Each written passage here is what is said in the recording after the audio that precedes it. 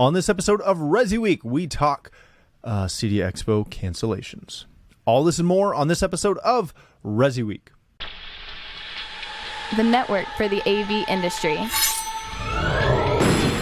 What are you listening to? This is AV. This is AVNation. This is AVNation.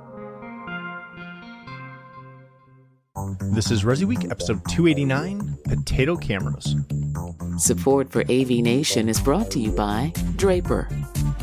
Welcome to this episode of ResiWeek. This is your weekly roundup of all the latest news and stories for the residential AV industry. I'm your host, Matt D. Scott for AVNation.tv. And this week, I'm pleased to be joined by three of my longtime friends. First, we have Katie McGregor-Bennett. She is the president of KMB Communications. How you doing, Katie? Yeah, never better. Never better? Never better. We'll discuss. Yeah, you'll understand in a moment. Just wait, dear listener. Then we have my longtime friend, but first-time guest on this show, Mr. Steve Greenblatt. He is the president of Control Concepts. How you doing, Steve? I'm doing great. Thanks for having me, and I'm glad to be joining you today. Thank you so much for being here. And last but certainly not least, we have my favorite Florida man and yours, Mr. Seth Johnson. He is a software development manager at Blackwire Design. He's already shaking his head. How you doing, buddy? Doing great. Thanks for having me on. No problem. We always like to round it out with someone from Florida. Enough of that joke. I'm sorry. I'm feisty today. If you're wondering why we're all feisty, it's gonna be a good show though. If you have missed it, it seems that the dominoes are falling. The list of exhibitors who are pulling out of CEDIA just continues to grow. Katie's phone's been blown up. My phone's been blown up for, 7 days now, Katie? At least. We can blame Snap, though. Like, we blame Snap for a lot of things, and we can blame Snap for this one, too, because they kicked it off. If you missed it, this does come to us from CE Pro, but it's all over the Facebook groups. If you're in any tech-related anything online, you'll see this. Snap announced they were going to pull out on Thursday. On Friday, a bunch of other companies continued. Legrand sent their official statement this morning. Samsung's out, I believe. Sonos is out. Oh gosh, I had a list. It's a long list. It's something like 20 plus vendors are already out, with more on the way. Which is, I shouldn't say more on the way. Sorry, let me rephrase that. I'm expecting to see more on the way. Katie, you obviously do a lot with CEDIA directly, but you also own a PR firm that does a lot of work with some of the manufacturers that typically exhibit at the show. I'm not going to ask if any of your vendors have pulled out. Have they pulled out? Are they going to pull out? But it's not looking good. Yeah. What do you see for the rest of this week?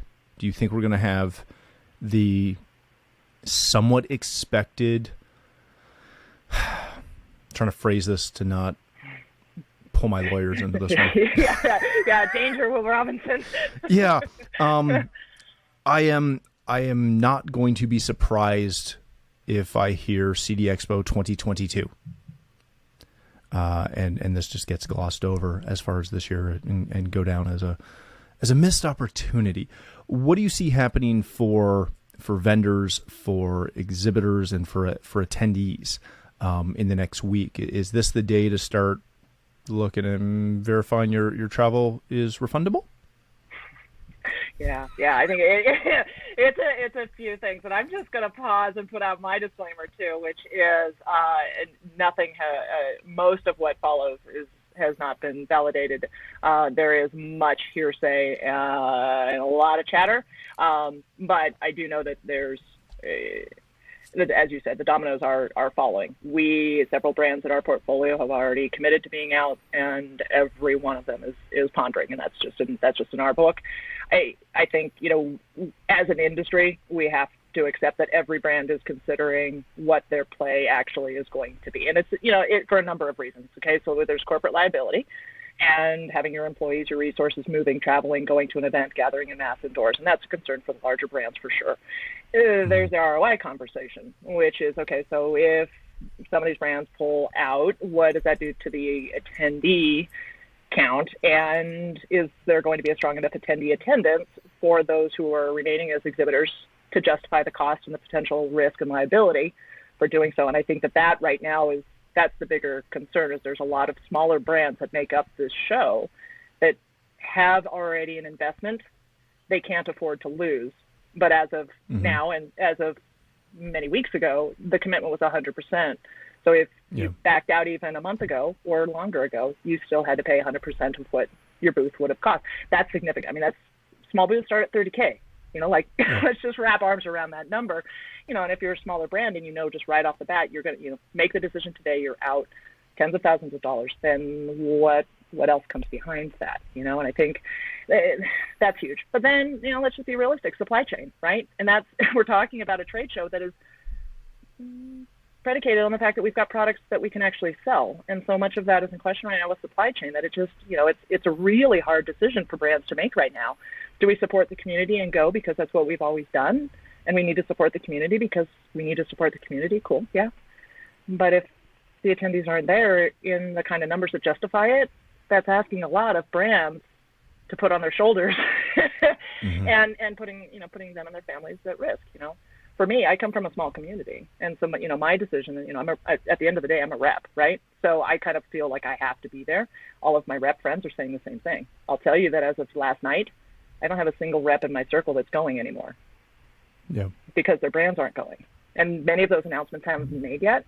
But those decisions are being made. So to your question, as it was originally stated, now is a real good time to look at your plans and make sure that you know what it's going to cost you to go and what it's going to cost you not to go, and start making some decisions, or at least start getting your plan A, your plan B, and your plan C in place.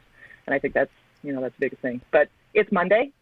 This is being recorded on Monday. By Wednesday? Yeah. This will post on Wednesday, so there'll be a bunch of new info on Wednesday. So you'll get a follow-up from me likely on Wednesday. Exactly. And to be fair, we can sell the product, we just can't deliver it. Right. That seems to be the bigger issue. Steve, I know you were super excited about this because this is the first time in 5 years, 7 years that Control Concepts was going kind of back to Expo, and being a part of the show in an official capacity, I guess is, maybe I'm overphrasing that, but as not a manufacturer, but as a company that, works in the industry and is working on developing partnerships and developing relationships, in a different manner than I would as an integrator. The potential minimalistic aspect of this show, from how it looks kind of today, again, it'll probably look different on Wednesday when this airs, and it'll probably look different Monday next week. What's going through your mind as you're following this, seeing the reports? Is this something where, as of today, you look at it and go, well, maybe we don't go? So the first thing that goes through my mind is disappointment. I mean, I've been looking forward to going for a long time. We made a decision a few months ago, and we've been doing some work behind the scenes to kind of prepare a strategy, and we've made appointments. I mean, we honestly had 2.5 days of the show booked, because one of the things that we do is we work with the manufacturers to help them make their products easier to program, and we work with their APIs and do control integration. So it was, we kind of treat a trade show the reverse way, where we're going there to to build partnerships with manufacturers, but we also get a lot out of the other attendees. So going and seeing people and building our brand within the community was a great opportunity for us now, especially since the the commercial side of the business is probably lagging right now in its recovery. So we've been trying to lean in more and invest more on the residential side. So it's a big disappointment. But to answer your question more directly in terms of our decision making, the decision is almost being taken out of my hands and our hands, because if our appointments get taken off of our calendar, it's really hard to justify going. And I've even thought of, can we go for less days? And it doesn't. I can't figure out one way or another to do it. It's really we're going to go or we're not going to go. And unfortunately, the way things are trending, they're taking away that opportunity. As much as I've and living in the Northeast and outside of New York, we've endured quite the experience with the pandemic. I started to travel again, even though I was reluctant, but I felt good about going, honestly, and I felt good about the opportunity to see people, and honestly, I mean, this may be my perspective and it may be limited, but I need things like this as a small company to be able to go out and make connections and see what's going on and hear what the industry is talking about. It's so important, and there's only so much you can do from behind your computer screen or on the phone. I always say, a trade show just gets a month's worth of work done in a week. So, yeah, but that's our take. And I don't think that can be overstated. Seth, I was following a Twitter chat on Sunday, AV in the AM, with my good friend Mr. Chris Netto, and one of the questions was, with uncertainty with trade shows again this year, does there come a point where these become obsolete? And you read through a lot of the responses, and they're what you would expect. The one I didn't see, which is why I added it, was to Steve's point, smaller companies really capitalize on trade shows. This is when they get to see vendors. This is when they get to evaluate new vendors. For smaller manufacturers, this is a make or break. Like, this is their Oscars. This is their big event that takes them from, their garage to their big break into the business. And I think we're kind of, at least I'm maybe making the assumption that this is not going to go forward, or it's not going to go forward in really much of a effective manner. If it is a incredibly limited show, or if the show gets canceled, what does it mean to the smaller vendors and the smaller AV firms who don't get visits from reps, that don't get manufacturers calling them to come demo product for them? That's a good question. So first, I want to echo everything that Steve said. Don't sound so surprised by the good question. I know, it's a good question. I do want to echo the disappointment that Steve was relaying there. Even as a vendor, on the vendor side, I can tell you, disappointed I don't get to go to the show this year. It's usually a lot of fun, and here we go again. Another one that's what are you going to do? What more is there to say about that? And then I also want to, Katie took everything out of my mouth anyway, so like everything she said is right on the money. As far as smaller vendors and even bigger vendors getting in front of people, we're looking at the show. I think they announced that there were only like 6,000 registrants, and they were expecting maybe 10,000 people last week.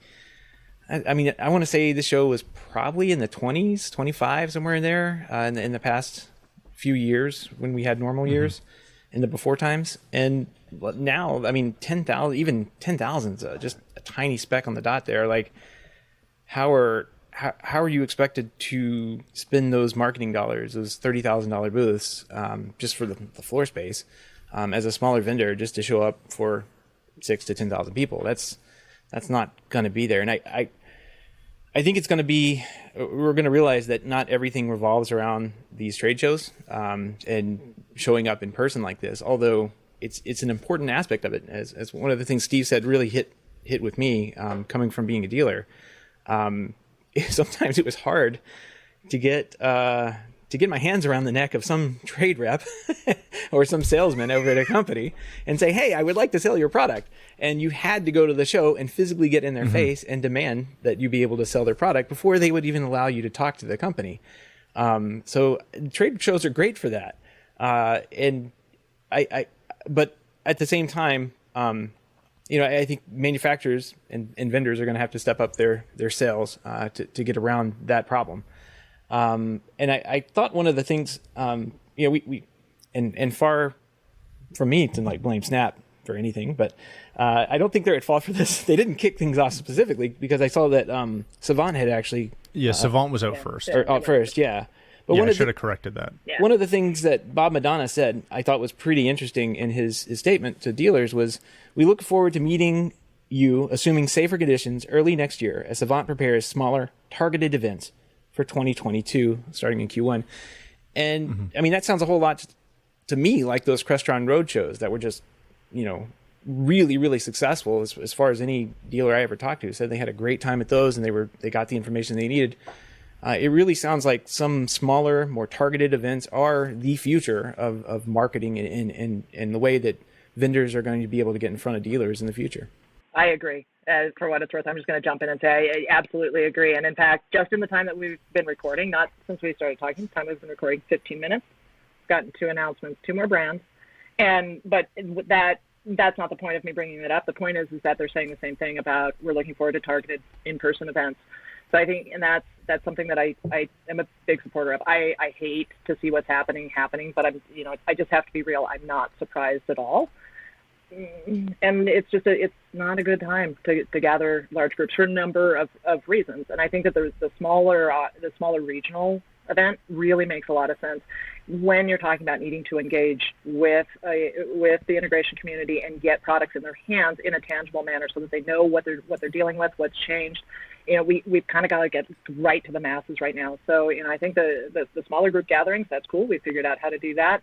And quite honestly, as a brand representative, we've got to get into a position where brands can be presenting and showcasing their products, their initiatives, their new lines, independent of another major event right next to their competitors. That's really not, that should be a supplementary activity. And I know I'm going to hear some backlash on that, but I mean, this is just as a brand, you've got to be able to have a one-on-one conversation so that your message reaches your audience and it isn't diluted or distracted. And I think that this is the opportunity that we have as we're looking at what's happening here is brands are going to lose a lot of money regardless of what happens here. They have the potential for losing a lot of money. So could that be reinvested into the smaller footprint for the near future and just get us through this time? Big shows they need to come back, but now it's just maybe not the right time for that. But we have an integration community that has got to get the hands on products. So how do you do that? Smaller regional focused events makes some sense. So let me just push back on that for a second, since you offered. Yeah. the concern I always have with road shows is, in my memory, and I've been in some form of this industry for almost 19 years now. No, we're coming up on our 20th in September, actually. I've had one vendor, not a rep who showed up with a booklet, but I've had one vendor do a roadshow event in my city in 19 years. One. Now, they've done some partnerships with another thing and done this, and, but as far as like not anybody can come, but, an invited list can come to you're not going to your competitor's office to come see something. You're going to, a hotel meeting room to see some product. And we had, and I'll name them because I want to, we had Legrand come through. And they brought specifically a bunch of Chief stuff. And they took over, I want to say it was the Yellow Bus Tour from a couple years ago. They showed up and they brought the bus and they literally hit all of these small towns. And like, my small town is not that small. We're 450,000 people. We're a pretty big town. Town, not city. But that's rare. We have a lot of events in Toronto, but that's 2 hours away. That can be 3 hours away, depending where in Toronto it is. How do these manufacturers, especially the smaller ones, how do they manage to do regional shows that don't leave a large portion of the community, again, completely out of touch? Is there a way to do that? Do you have to do online? Seth's raising his hand. Yeah, I don't see any reason for any either regional show or even these main shows like CEDIA or anything to not have some type of streaming component or online component at the same time. I mean, it's clearly better for everyone involved. If you can't make it for, travel reasons, if you can't make it into the country, it'd be great to be able to still utilize the same marketing efforts and everything at the same time, as and get just a broader outreach than you would in those smaller events. I would love to have seen what happened at those Crestron events, right? But I couldn't because I didn't go to them, right? But I didn't have I would love to have gone to something like that.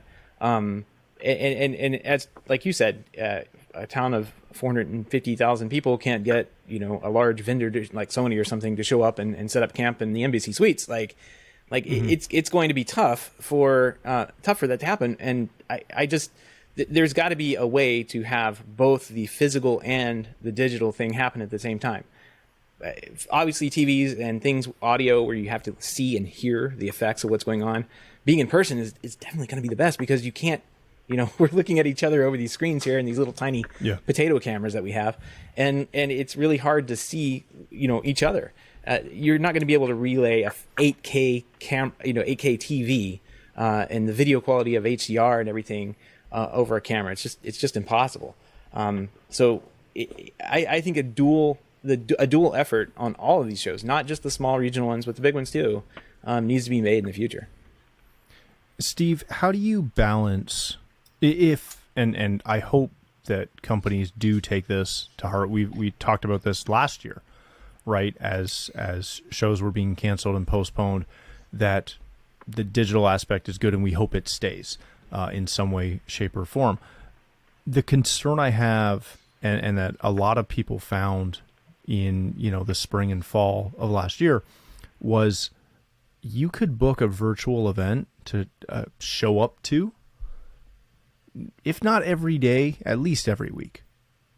There's a lot of companies, especially in the residential space, they spend the majority of their time in the field. How do you balance your time? Like, this is the thing that to me makes trade shows so awesome.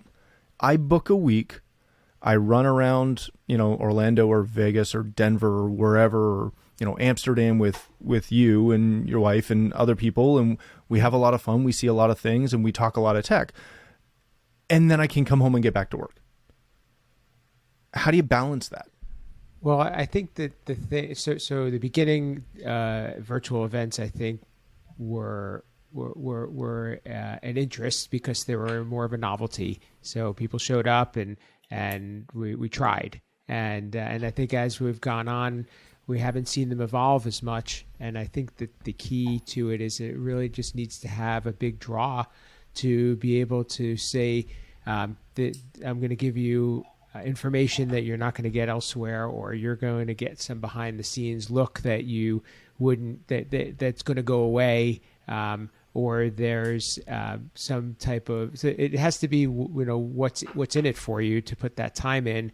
But if it's just a matter of sitting behind the screen for another webinar or presentation, it's not, to me, is effective. But I think the main thing that we keep on missing from all of this is that networking. A lot of times you go to these events, whether it's a conference, whether it's a trade show, because you want to talk to the other people there, because you want to hear, hey, you want some camaraderie, you want some familiarity to say, you know what, I'm struggling with this, and how did you deal with it? Or we're all in this together, or maybe you find that nugget of information that you weren't able to get, or somebody isn't willing to admit to you in another way, but you can get, it'll come up in a side conversation, over dinner, or at, over a drink, or on the walk into the show. All of those random encounters and those conversations are so important and so valuable, and just the bonding, because our industry is so close knit, and we need each other, because many of us are small businesses, and we need the support of and the ability to bounce ideas off of each other and team up. Yeah, very good.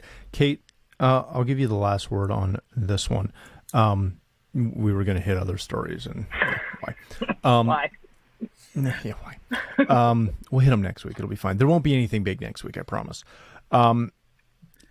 As you watch this, if you can kind of crystal ball this for a minute, I will say this so that none of you have to.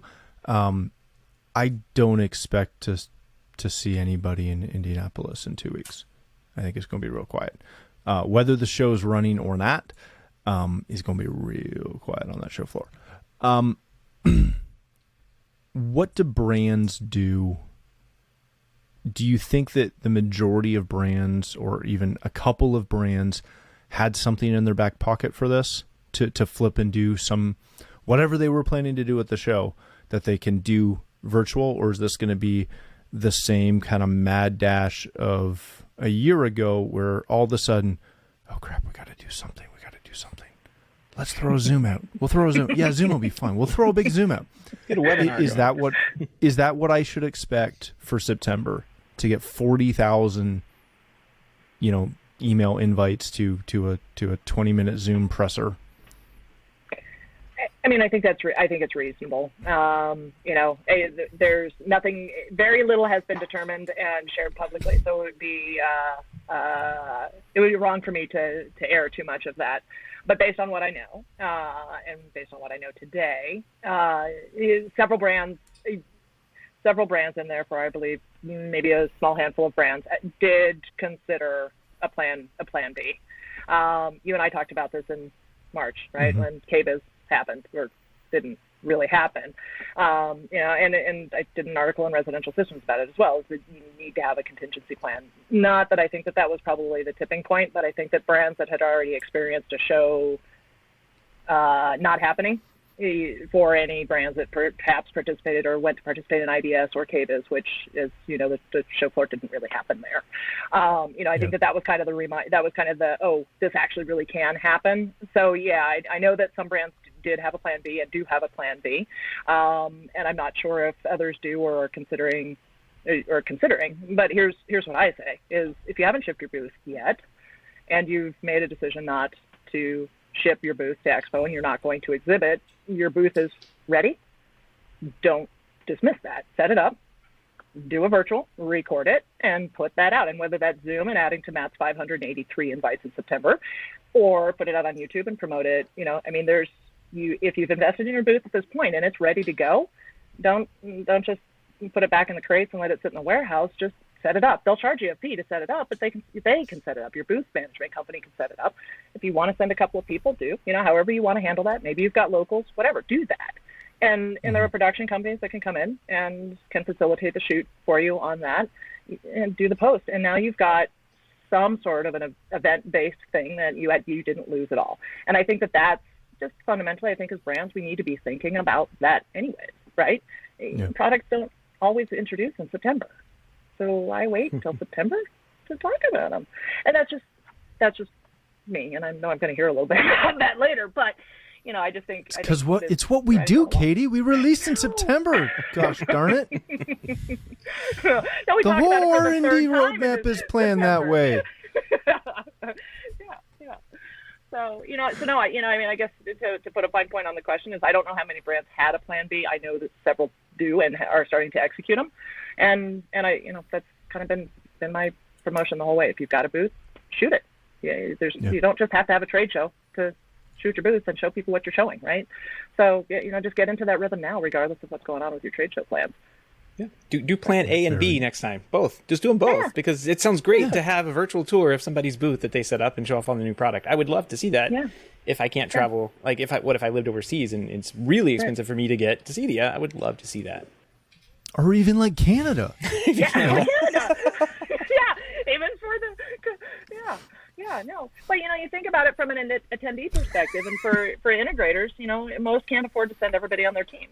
So why should just the attending people get the benefit of being able to see what's in the booth? Then why not plunge that all the way down and expand the knowledge base? I mean, that's really what this should all be about. So I will happily soapbox that with you. I will happily.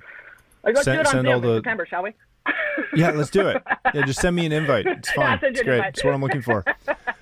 All right, ladies and gentlemen, let's wrap it there before my legal team gets any more annoyed with me.